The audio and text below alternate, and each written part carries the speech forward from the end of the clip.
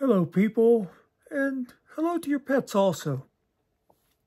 We try to be all-inclusive here at the Muckster channel.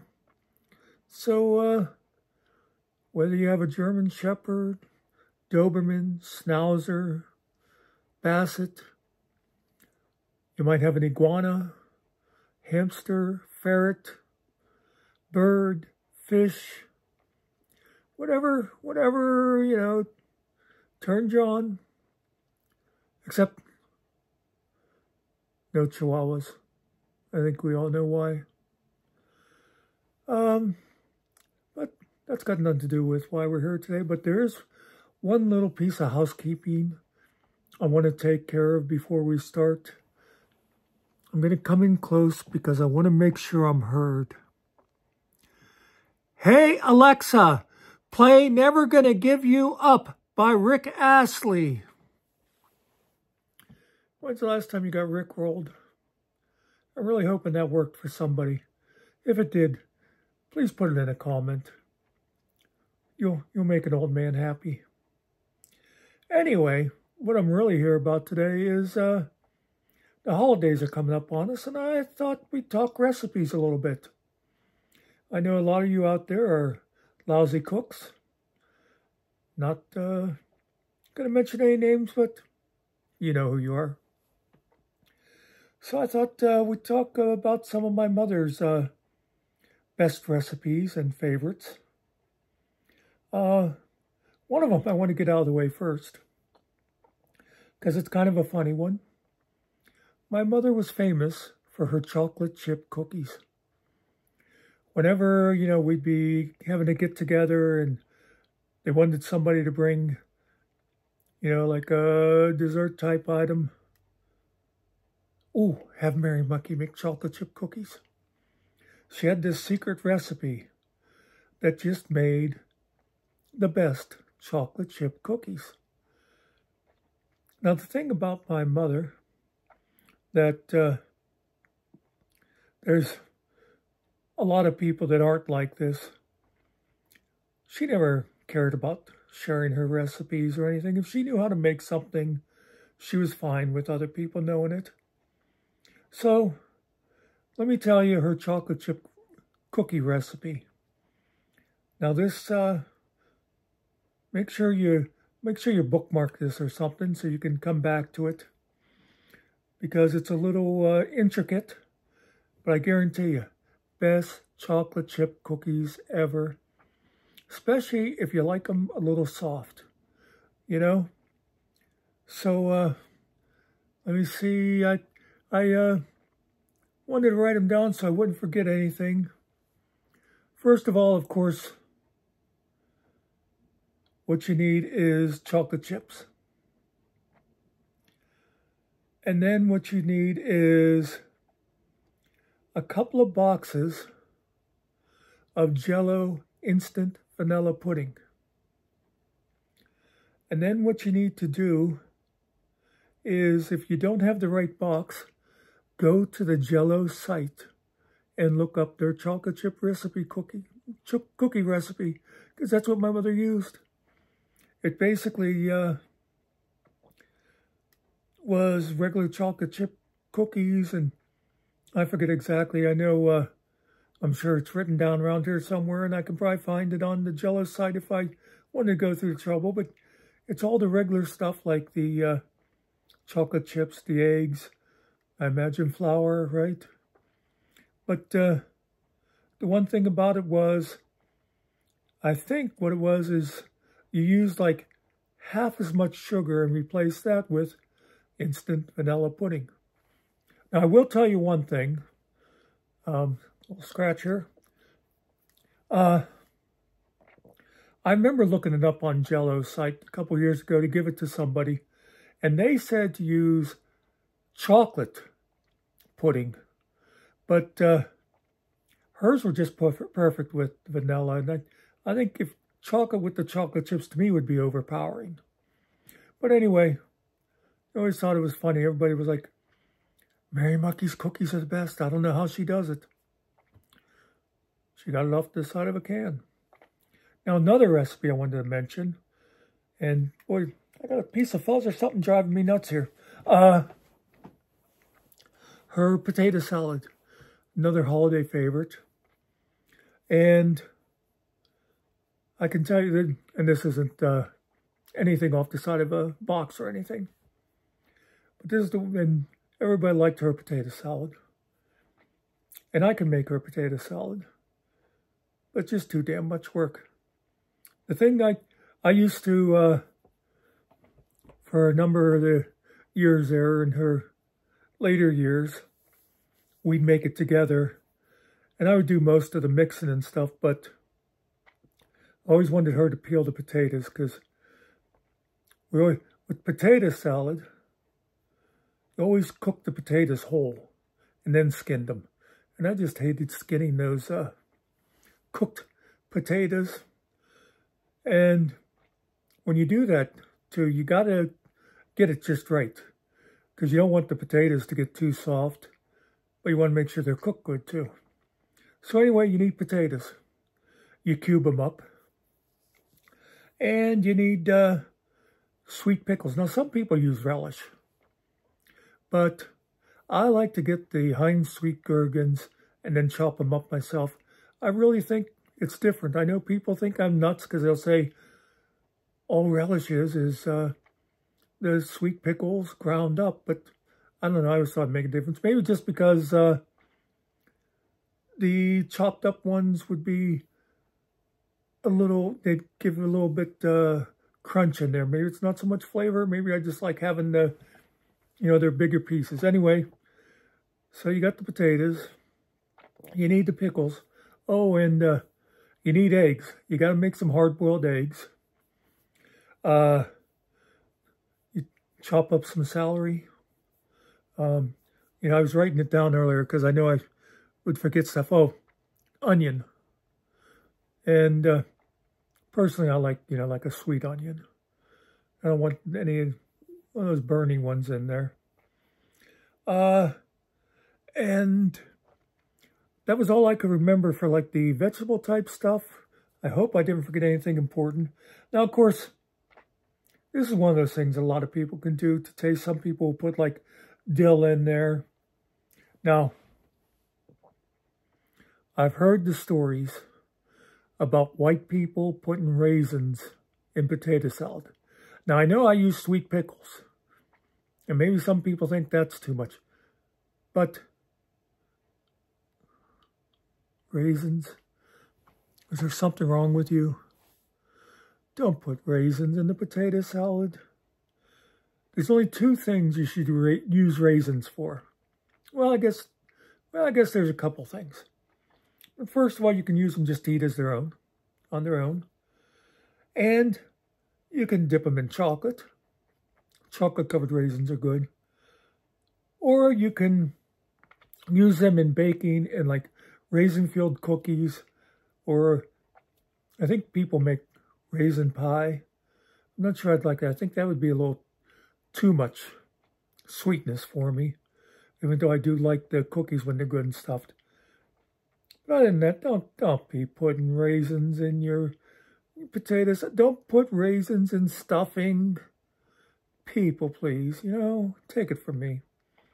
So anyway, I had potato, onion, celery. Now the eggs, I mentioned you hard-boiled the eggs. And you chop them up in there. Onion, okay, and then you're going to need ketchup and mustard, believe it or not. Heinz ketchup, brown mustard. You don't use a lot of that. Oh, and of course you need the salad dressing. Although in my house we grew up calling Miracle Whip mayonnaise. Now I like to do two different mayonnaises. Miracle Whip is your main mix. But I always like when I cut up the hard-boiled eggs, I'll take the yolks out and crush them up, and I'll mix a little Hellmann's with them. And the mix of the Hellmann's and the Miracle Whip just gives it a little more flavor. Now, my mother used to like to put, she'd slice hard-boiled eggs and put them up on top as sort of, to fancy it up. But I don't think that's real necessary, Now, she'd also sprinkle paprika on top, and I do that, but I also mix some paprika in. Also, oh, the other thing, the hard-boiled egg with the yolks, is I mixed some of the brown mustard in with that, you know. And now the ketchup, you put a little bit of that in. Now, you notice I'm not giving you any measurements.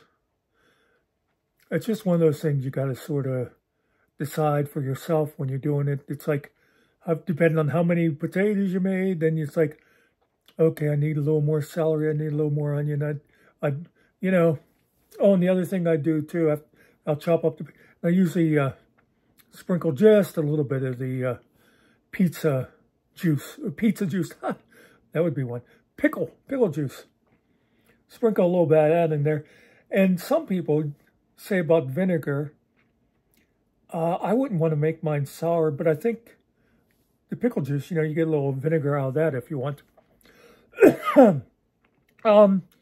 And you mix it all up. Now, one of the things I'll warn you about, if you're not a potato salad or macaroni salad aficionado, when you do those, start off with less mayonnaise, salad dressing than you think you want.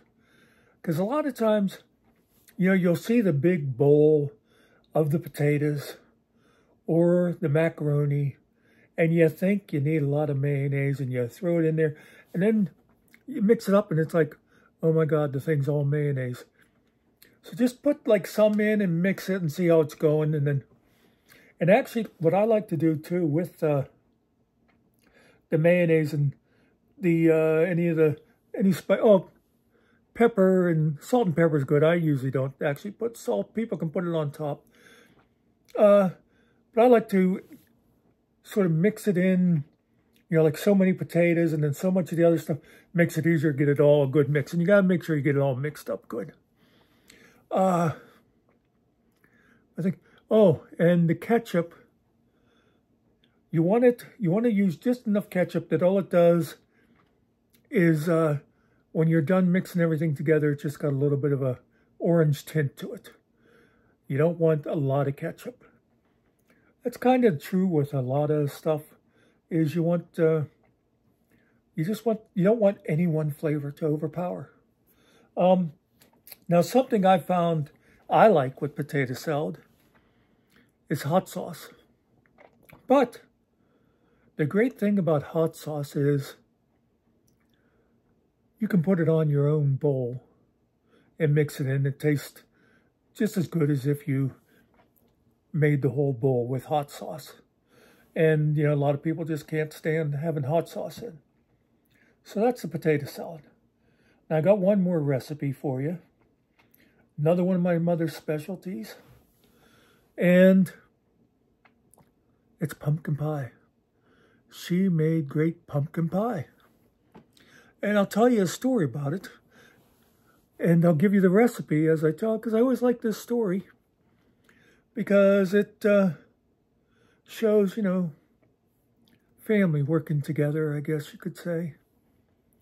When my nephew, who, I don't want to embarrass him, but his name is Andrew. He was, isn't it interesting? Another story I told about my mom was called Mom and the Gays, and that was about Andrew too. But anyway, he's living out in California, and he and his friends decided to do Thanksgiving dinner as a group. And they were all, you know, somebody said, oh, I'll make, you know, the potatoes. And Andrew said, I'll make pumpkin pie. He says, my Grammy makes the best pumpkin pie. I'll call and get her recipe. So he called her from the grocery store. He says, Graham, I want to make pumpkin pie. What do I need? And she says, well, first of all, she said, don't even worry about making your own crust. Now, my mother would make her own crust, but she said, you know, knowing he was an amateur at just about everything, no. She said, just buy the pre-made crust. That's That's good. And he said, actually, I'm way ahead of you there. I bought 2 crusts. Okay, good. She said, now you're going to need a couple of cans of milk, canned milk. And he said, actually, that was the one thing I remembered, that you use canned milk. So I already got the milk. She says, okay, good. She goes, what you need to do is go over to the aisle where they have like pie filling. And she says, you need to find the Libby's pumpkin pie filling. And he said, well, actually, that's the aisle I'm at. That's where I decided to start at. He says, so what do I need there? And she says, depending on how much you make, you get a can or 2 cans. She said, look for the Libby's pumpkin filling with pie spices. And he, pauses for a little bit and he goes, okay, yeah, I see them. He says, okay, I got that. He says, what do I need next? She says, well, you need to go pay for it. That's everything you need. So, once again, one of my mother's secret recipes. Pumpkin pie filling with the spices already in it. Some canned milk. Yeah, mix it up according to directions. Put it in a crust. Put it in the oven. You got the best pumpkin pie in the world. If you wanted to dress it up a little bit, get yourself some whipped cream. And now, a lot of times my mother would buy Cool Whip, which is fine, it's great. But for my money, if you're going to do it right, get yourself some Ready Whip, or I forget what the other one's called, that you spray on. And, well, of course, you got to get those kind anyhow, because part of the fun of the whipped cream when you're putting it on top of your pie or whatever is to, you got to do one of these, at least, where you go and fill your mouth up with some of that whipped cream. But anyway, that's, I'm looking down at the notes where I wrote the potato salad, because I'm afraid of forgetting something. But I think that's pretty much everything I wanted to say. Now, I will tell you, I'm actually recording this. You know how I do. I think today is October 10th.